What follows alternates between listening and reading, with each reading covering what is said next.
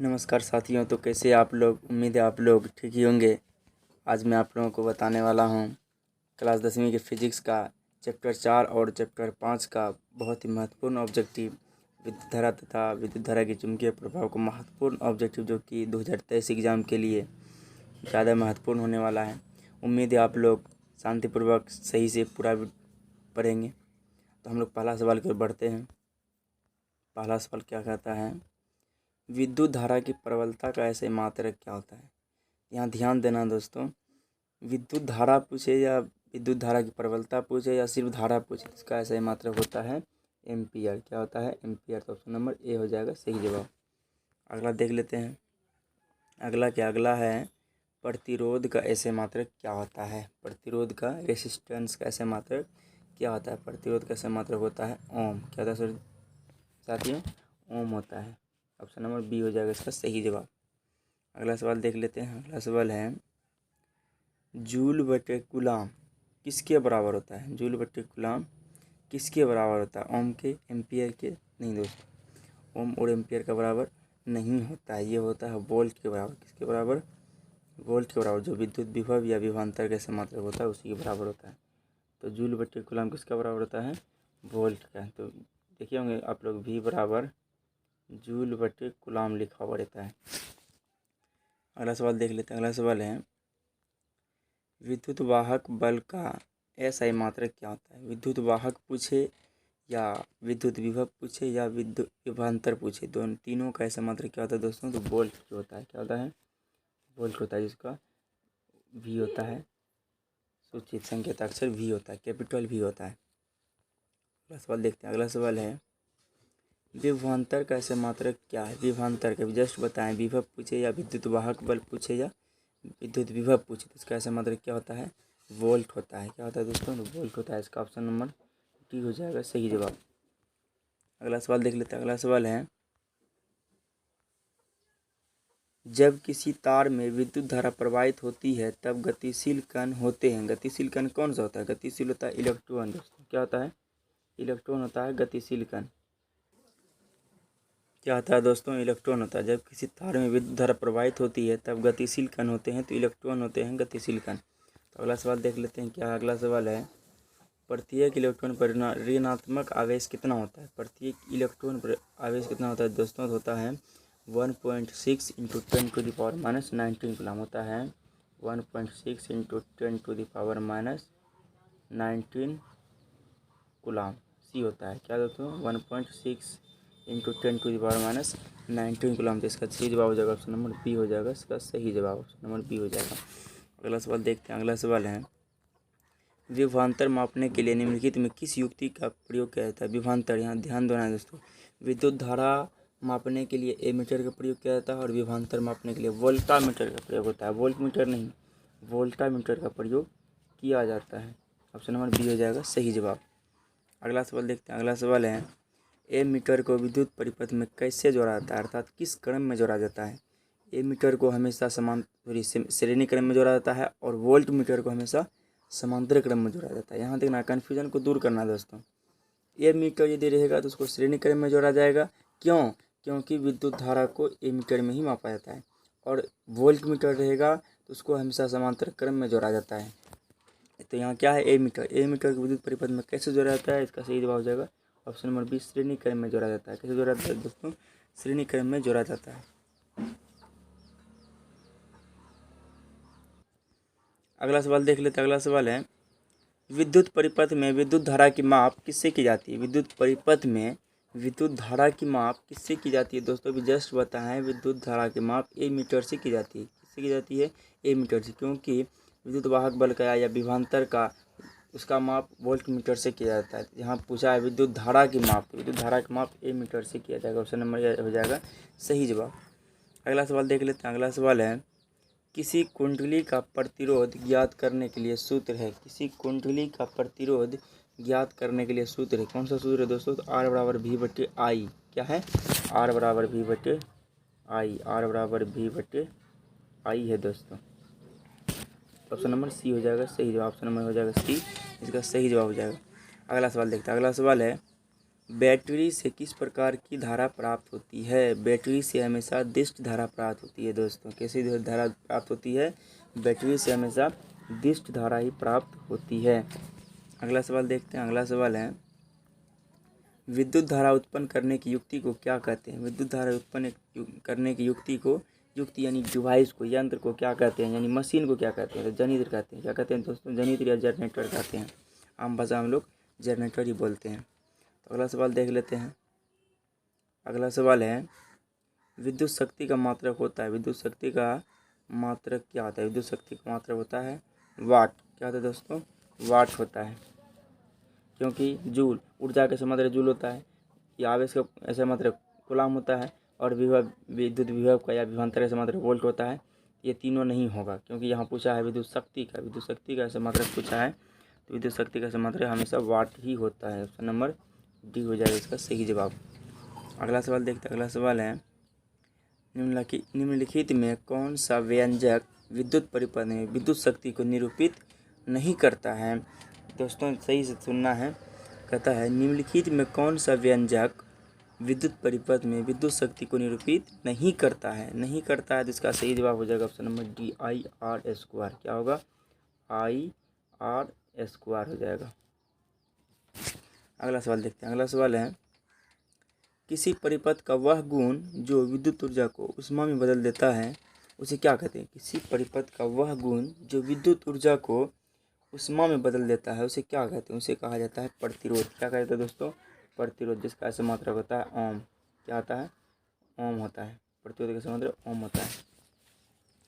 अगला सवाल देखते हैं। अगला सवाल है, विद्युत परिपथ की शक्ति क्या होती है? विद्युत परिपथ की शक्ति क्या होती है दोस्तों? विद्युत परिपथ की शक्ति क्या होती है? विद्युत परिपथ की शक्ति क्या होती है दोस्तों? ऑप्शन नंबर इसका हो जाएगा बी। क्या हो जाएगा? ऑप्शन नंबर बी हो जाएगा, क्योंकि वाट W बराबर होता है V²/R। क्या होता है? W बराबर होता है V²/R। अगला सवाल देखते हैं। अगला सवाल है, किलोवाट घंटा किसका मात्रक है? किलोवाट घंटा किसका ऐसा मात्रक है दोस्तों? बताना है। विद्युत ऊर्जा का है या विद्युत शक्ति का ऐसा मात्रक है? तो इसका सही जवाब हो जाएगा विद्युत शक्ति का ऐसा मात्रक है किलोवाट घंटा। किलोवाट घंटा हो जाएगा। इसका सही जवाब हो जाएगा ऑप्शन नंबर डी हो जाएगा, विद्युत शक्ति का, जिसको हम लोग KWH लिखते हैं, किलोवाट घंटा लिखते हैं।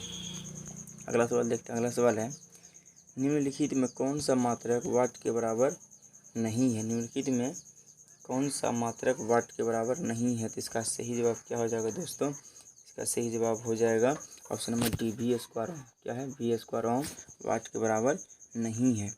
अगला सवाल देखते हैं। अगला सवाल है, विद्युत हीटर में तार की कुंडली के लिए जिस तत्व का व्यवहार किया जाता है वह कौन सा है? तो वह है नाइक्रोम। क्या दोस्तों? वह है नाइक्रोम। इसका सही जवाब हो जाएगा ऑप्शन नंबर सी हो जाएगा इसका सही जवाब। अगला सवाल देखते हैं। अगला सवाल क्या है? अगला सवाल है, यदि आप लोग हमारे यूट्यूब चैनल ऑनलाइन क्लासेस को सब्सक्राइब नहीं किए हैं तो प्लीज़ इसको सब्सक्राइब कर दें, और यदि आप लोग पढ़ चुके हैं तो अपने दोस्तों के पास भी इसको शेयर कर दें। अगला सवाल देखते हैं। अगला सवाल है, विद्युत बल्ब का तंतु किसका बना था? विद्युत बल्ब का फिलामेंट या देखो देखना दोस्तों, यहाँ फिलामेंट हुआ तंतु का इंग्लिश शब्द है ना। तो ऐसा नहीं है कि आप तंतु पूछा तो उसका बना होता है तो बोल देना है फिलामेंट, ऐसा नहीं करना दोस्तों। तो विद्युत बल्ब का तंतु बोलना है। तंतु पूछे या फिलामेंट पूछे, या बना होता है टंगस्टन का। क्या उसका बना होता है? टंगस्टन का। अगला सवाल देखते हैं। अगला सवाल देखना दोस्तों। अगला सवाल है, टंगस्टन निम्न में किस ताप पर पिघलता है? टंगस्टन निम्न में से किस ताप पर पिघलता है? तो इसका सही जवाब क्या होगा दोस्तों? 3500 डिग्री सेल्सियस पर पिघलता है। कितना डिग्री सेल्सियस पर? तो 3500 डिग्री सेल्सियस पर पिघलता है। अगला सवाल देखते हैं। अगला सवाल है, किसी बल्ब से 1 मिनट में 120 कूलाम आवेश प्रवाहित होता है, तो विद्युत धारा का मान क्या होगा? विद्युत धारा का मान क्या होगा दोस्तों? देखना है। विद्युत धारा का मान क्या हो जाएगा? यहाँ पे बनाना पड़ेगा इसको। क्या बनाना पड़ेगा? यहाँ देख लेते हैं। यहाँ पे संकेत में दिया हुआ है I बराबर Q/T होता है। Q होता है चार्ज और T होता है समय।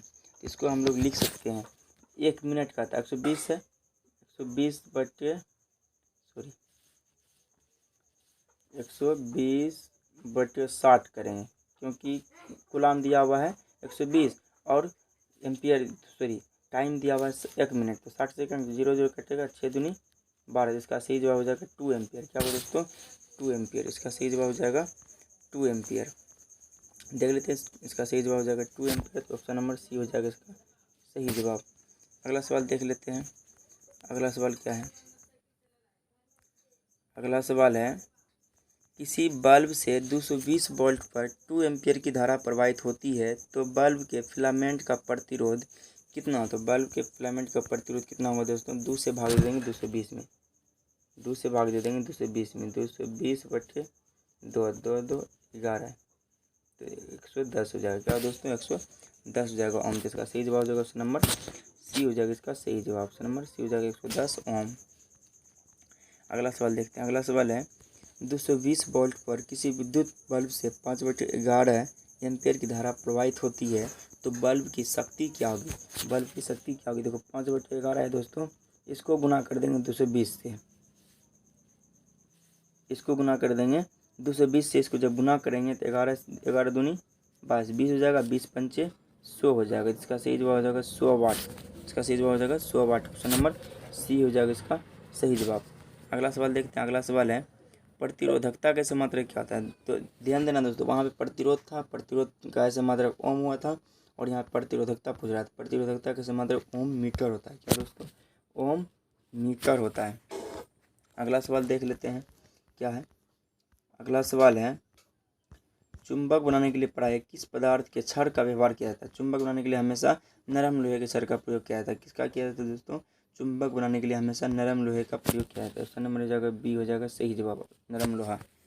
अगला सवाल देखते हैं। अगला सवाल है, फ्लेमिंग के वाम हस्त के नियम में अंगूठा किसकी दिशा का संकेत करता है? किसकी दिशा का संकेत करता है दोस्तों? तो बल्ब की दिशा का संकेत करता है, फोर्स की दिशा का संकेत करता है। अगला सवाल देखते हैं। अगला सवाल है, विद्युत चुंबकीय अपरेरण का खोज किसने किया था? अगला सवाल देखते हैं। अगला सवाल है, विद्युत चुंबकीय अपरेरण का खोज किसने किया था? विद्युत चुंबकीय अपरेरण का खोज माइकल फैराडे ने किया था। कब किया था? 1831 ईस्वी में किया था। कब किया था? 1831 ईस्वी में। इसका सही जवाब ऑप्शन नंबर सी हो जाएगा, माइकल फैराडे। इसका पूरा नाम माइकल फैराडे, यहाँ लिखा हुआ दोस्तों फैराडे, इसका कोई दिक्कत नहीं इसमें। ये कब किया था? तो 1831 ईस्वी में किया था। अगला सवाल देखते हैं। अगला सवाल है, विद्युत धारा उत्पन्न करने की युक्ति को क्या कहते हैं? विद्युत धारा उत्पन्न करने की युक्ति यानी डिवाइस को, यानी मशीन को क्या कहते हैं? विद्युत धारा उत्पन्न करने की मशीन को क्या कहते हैं दोस्तों? तो इसका सही जवाब हो जाएगा ऑप्शन नंबर ए हो जाएगा, जनित्र या जनरेटर। क्या हो जाएगा? जनित्र या जनरेटर। इससे पहले भी हम लोग ऐसा सवाल पढ़ चुके हैं। अगला सवाल देखते हैं। अगला सवाल है, हमारे घरों में जो विद्युत आपूर्ति की जाती है, यानी आपूर्ति में सप्लाई की जाती है, क्या कहता है? सप्लाई की जाती है, क्योंकि जो आती है उसी कहते हैं सप्लाई की जाती है, दिया जाता है। हमारे घरों में जो विद्युत आपूर्ति होती है वह कितने वोल्ट पर? ये होती है 220 वोल्ट पर। प्रत्यावर्ती धारा मतलब अल्टरनेटिंग करेंट, एसी वोल्टेज होता है। क्या दोस्तों? एसी वोल्टेज होता है। पर 220 वोल्ट पर प्रत्यावर्ती धारा प्रवाहित होती है। अगला सवाल देखते हैं। अगला सवाल है, लघु पतन के समय परिपथ में विद्युत धारा का मान कितना होता है? लघु पतन जब होता है तो इसमें विद्युत धारा का मान हमेशा बढ़ जाता है। क्या दोस्तों? बढ़ जाता है। लघु पतन मतलब शॉर्ट सर्किट, जानते होंगे। लघु पतन हिंदी नहीं समझते हैं, शॉर्ट सर्किट जानते होंगे, CIR CUITING circuiting, short circuiting जानते होंगे दोस्तों। ये बहुत अधिक बढ़ जाता है, बहुत अधिक बढ़ जाने, करंट अधिक बढ़ जाने के कारण शॉर्ट सर्किट हो जाता है, लघु पतन होने लगता है। अगला सवाल देखते हैं। अगला सवाल है, घरेलू उपयोग के लिए विद्युत आपूर्ति कितने वोल्ट और कितने हर्ट्ज पर की जाती है? घरेलू उपयोग के लिए विद्युत आपूर्ति कितने वोल्ट और कितने हर्ट्ज पर की जाती है? इसका सही जवाब हो जाएगा 220 वोल्ट 50 हर्ट्ज। 220 volt 50 hertz. इसको एम्पियर में यदि पूछा जाए 5 एम्पियर। क्या दोस्तों? 5 एम्पियर, 5 एम्पियर। अगला सवाल देखते हैं। अगला सवाल है, अगला सवाल है, स्विच हमेशा लगाए जाते हैं। स्विच जो लगाया जाता है तो हमेशा गर्म तार में लगाया जाता है। किस तार में दोस्तों? स्विच हमेशा गर्म तार में लगाया जाता है या विद्युन्मय तार, उसी को दूसरा नाम कहते हैं विद्युन्मय तार में लगाया जाता है। स्विच हमेशा विद्युन्मय तार में लगाया जाता है या गर्म तार में लगाया जाता है। अगला सवाल देखते हैं। अगला सवाल है, घरेलू वायरिंग में 3 प्रकार के तार होते हैं। पहला होता है गर्म, जिसको जीवित बोलते हैं, और दूसरा होता है ठंडा, जिसको उदासीन बोलते हैं, और तीसरा होता है अर्थ, जिसको हम लोग भूमि के अंदर रखते हैं। इन तारों का रंग बताना है। क्या दोस्तों? इन तारों का रंग बताना है। तो इसका सही जवाब हो जाएगा लाल, काला तथा हरा। क्या होगा? लाल हो जाएगा गर्म और हरा हो जाएगा उदासीन, और काला हो जाएगा उदासीन और हरा हो जाएगा भूसंपर्क, जिसको अर्थ वायर बोलते हैं, अर्थ वाला तार बोलते हैं।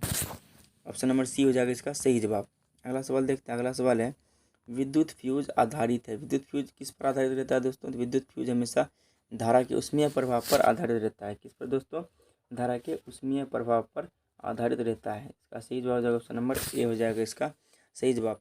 थैंक यू दोस्तों। उम्मीद है आप लोगों को बहुत ही अच्छा से समझ में आ गया होगा। यदि समझ में आया होगा तो अपना से पढ़ने के बाद दूसरे अपने दोस्तों के पास भी शेयर कर दें। यदि आप लोगों को इसका आंसर शीट चाहिए, क्या चाहिए इसका? यदि आप लोगों को आंसर शीट चाहिए तो आप इसका स्क्रीनशॉट ले सकते हैं, या इसी में इसका यदि पीडीएफ चाहिए, जो अभी पढ़ा है उसका यदि पीडीएफ चाहिए आंसर शीट के साथ, तो आप हमारे आईफिन ऑनलाइन क्लासेस को सब्सक्राइब कर लीजिए। और व्हाट्सएप नंबर दिया गया है 7367973448 पर मैसेज कीजिए, आपको यह पीडीएफ मिल जाएगा। थैंक यू दोस्तों, फिर मिलते हैं अगले वीडियो में।